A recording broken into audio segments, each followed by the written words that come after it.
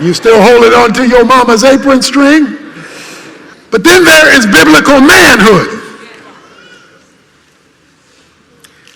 God called for 3 conferences a year. 3 men's conferences. We just have one. 3 times a year, all the males in Israel are to come before the Lord their God. There were to be no exceptions, no females allowed. Only the males, all of them, were to appear before the Lord God 3 men's conferences every year. Why did he call only the men? The man was created first because God would hold him ultimately responsible for that which was put under his care and in his charge. So manhood is tied to responsibility under God. The absence of that diminishes authentic manhood. Now, why did God call this meeting? Why was this meeting, 3 men's conferences every year, called by God? Let me show you something in chapter 34. He says in verse 10, "Then God said, behold, I'm going to make a covenant." Verse 14, "For you shall not worship any other God, for the Lord, whose name is jealous, is a jealous God. Otherwise you might make a covenant with the inhabitants of the land." Verse 27, "Then the Lord said to Moses, write down these words, for in accordance with these words I have made a covenant with you and with Israel." And then at the end of verse 28, "And he wrote on the tablet the words of the covenant." This is a word that you've heard me bring up many times, and it is the key word to define our relationship with God, and in this case, the man's responsibility under God. All the men. The word covenant means a divinely created bond. It was an officially established relationship between God and his people. And the word that God would use about an official relationship is the word covenant. He would covenant with us.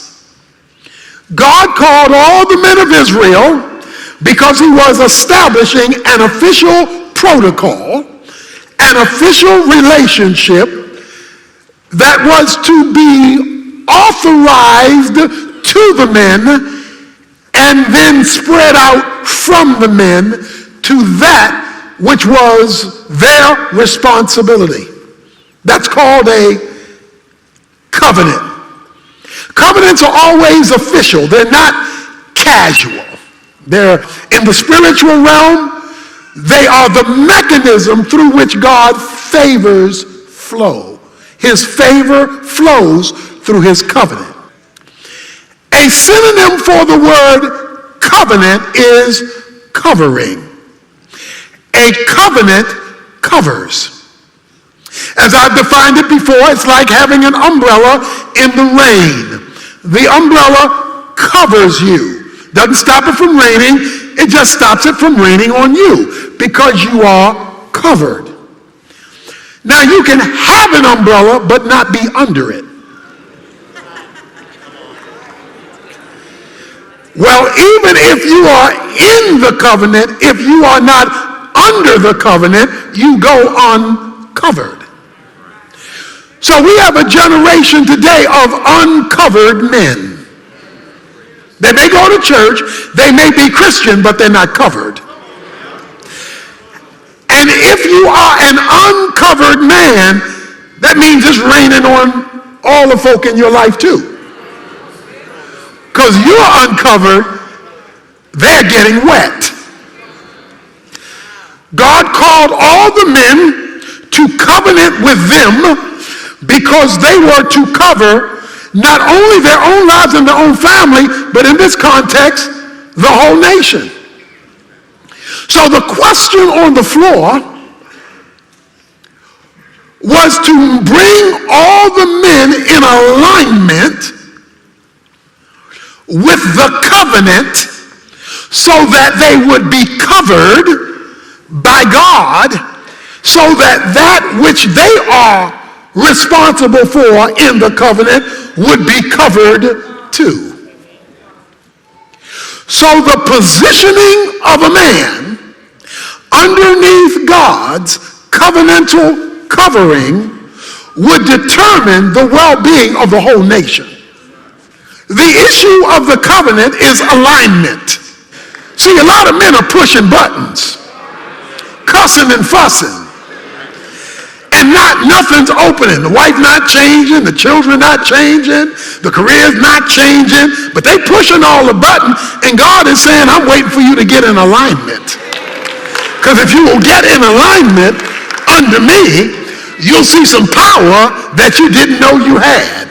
But because you're out of alignment and not operating in relationship under my divine rule, all your buttons aren't working. So God would call all the men of Israel to 3 conferences a year to get them back in alignment, to get them functioning underneath God's covenantal covering. A man is not living up to his manhood if God can't tell him what to do. If you can overrule God, if God clearly says this and you say that, you said, you're not my boss, man. I'm the man. I make the final decisions. You only come when I want you. You do not tell me what to do. Now, everybody knows men don't like folk telling them what to do, including God. Because plenty of men, when you say God says this, will go, but I think, but I feel, but I ain't into that. Okay, tell your boss that tomorrow at work. Adonai means I'm your boss man. I am the one who sets the governing guidelines for your decisions. And he says, I want all 3 relationships with you. I want to be your power, I want to be in relationship, and I want to have the right to overrule you. If God can't overrule you, you're not a man as far as he's concerned, you're a punk. Because you've not given him permission to be God over you or me. Whenever we buck him, we step outside of the covenant and we're no longer covered. No matter how much church you go to, no matter how much religious talk you talk, if he doesn't operate those 3 roles, your power, your relationship, and your ruler, 1 Corinthians 11 verse 3 says, God the Father is over Christ. And then it says, and every man is under Christ. So if you name the name of Jesus Christ, if you declare that you are a Christian, that means that you are to be operating underneath the lordship of Jesus Christ, which means Jesus Christ has the final say-so over your life in every area. There's to be no area where he can't overrule you. Unless Jesus Christ has the final say-so, he is not Lord and you are not covered. And then it says a woman comes underneath a man. But a woman is supposed to only come underneath a man who's covered, so that she too is covered. Because if he's not covered, it's a good chance she's not covered. And so he called all the men to be under the covenant or under the covering. Psalm 25, verses 12 to 14. Oh, this is sweet. Watch this. Who is the man who fears the Lord? He will instruct him in the way he should go. His soul will abide in prosperity, and his descendants will inherit the land. Watch this. The secret of the Lord is for those who fear him, and he will make them know his covenant. That's why Exodus 33 is so critical. Verse 7. Now Moses used to take the tent and pitch it outside the camp, a good distance from the camp, and he called it the tent of meeting. Verse 9. Whenever Moses entered the tent, the pillar of the cloud would descend and stand at the entrance of the tent, and the Lord would speak with Moses. Verse 11.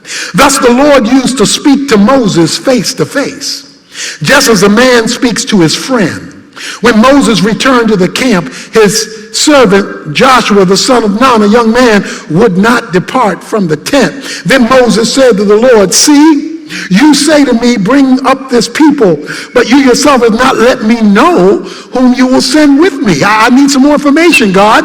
Moreover, you have said, I have known you by name, and you have also found favor in my sight. Now, therefore, Lord, I pray you, if I have found favor in your sight, let me know your ways, that I might know you, so that I might find favor in your sight. Consider, too, that the nation or the people you've given me." Verse 17, the Lord said to Moses, "I will also do this thing of which you have spoken, for you have found favor in my sight, and I have known you by name." Then Moses said, "I pray you, show me your glory." And God said, "I myself will make my goodness pass before you and proclaim the name of the Lord before you." You see what he did? He didn't wait for the conference. Says Moses built his own tent.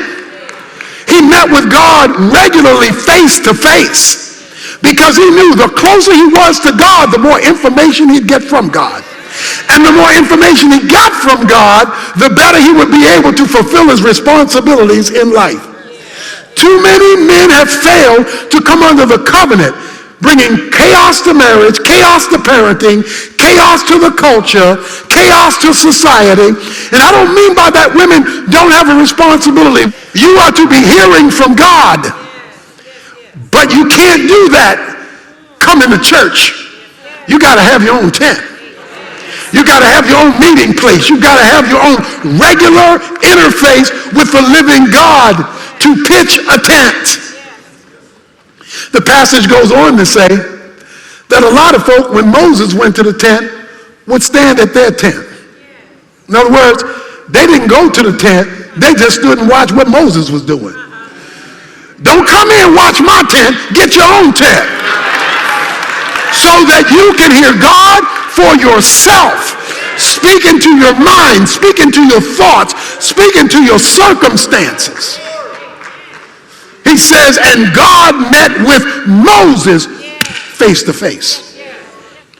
If we could get men, pulpit to pew and back again, to pursue a relationship with God, we would find things changing in our circumstances. We wouldn't need to run and get a divorce. We wouldn't need to abandon our kids. We wouldn't need to see the culture fall apart. But because men won't come to the conference that God is setting up, and because men will not pitch a tent for their ongoing relationship with God between the 3 conferences a year, we never hear from God. We just hear sermons from man. God's covenant is the key to the game of life. And your proximity to that determines how the game of life works or does not work. In the life of a man, in the life of any Christian, but particularly the life of a man, because he's calling all the men. So it is time now that there would be no more excuses. That we do not give excuses as men why we don't have it. By getting into proximity with God, you say, but I'm busy, I don't have time, I work, I do this, I do that, I do that. That's an excuse. How can you be too busy to meet with somebody who's going to take over your situation?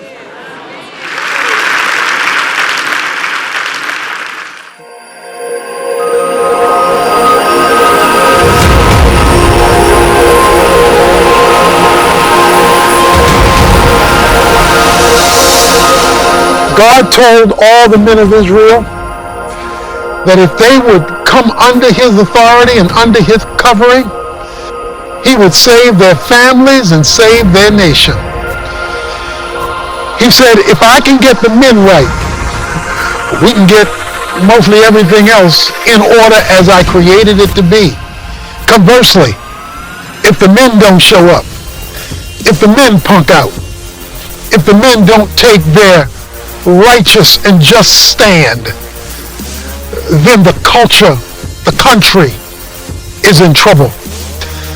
He said, if I can get your undivided attention, no outsiders will be able to come in, defeat you, downgrade you, and make you less than what I've created you to be. So man, it's time to show up, isn't it? It's time to show up before God, under God, in submission to God, so that we can experience the blessing and the empowerment of God to change a devolving culture into an exciting country.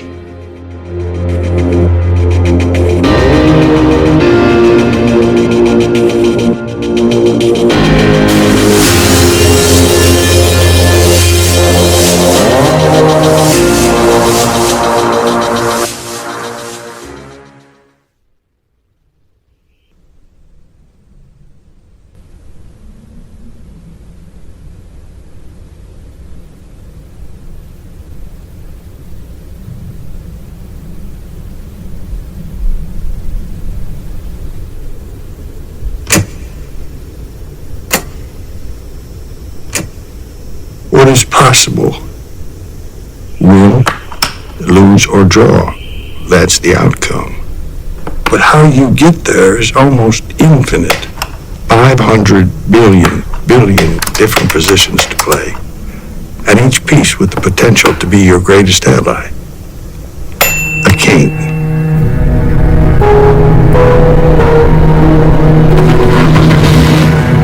My name is Marion Tinsley. I am a 9-time world checkers champion. I'm the son of a farmer and school teacher. I have a doctorate in mathematics and used to keep track of how many hours I studied checkers until graduate school. I was at 10,000 hours. I practiced to the point where I can predict 30 moves ahead. I went 40 years undefeated in matches. Every piece is made for the infinite possibilities and with the same potential. Will it become what it's made for? What it needs to be? That depends on the hand controlling it. I can't will it, but I can practice it. I can envision it. I can play the plays that bring out its purpose to be crowned. God created all men for a purpose. He's created me for a purpose. If I rise up to it, fulfill it, I know that I'll leave more than just a mark on this game. They say I am a legend. That might be who this game knows me as, how it defines me. But I see myself first as a kingdom-minded man. I don't know why I'm made for this, wired for this, but I know it's part of my purpose. When a challenge I face is an obstacle to my calling, I know the strength I summon to overcome it is what I'm also made for and brings me closer to my purpose. Obstacles, we don't run from them, we overcome them. And I needed one, something to challenge me. I needed to battle against someone or something. I knew I had more purpose to fulfill, more of my calling left unanswered. They say the program, this AI, could see options so far in the future that its programmer and many of my friends were saying no human can beat it. Marion is a champion. He hasn't lost a game since 1983, but we're constantly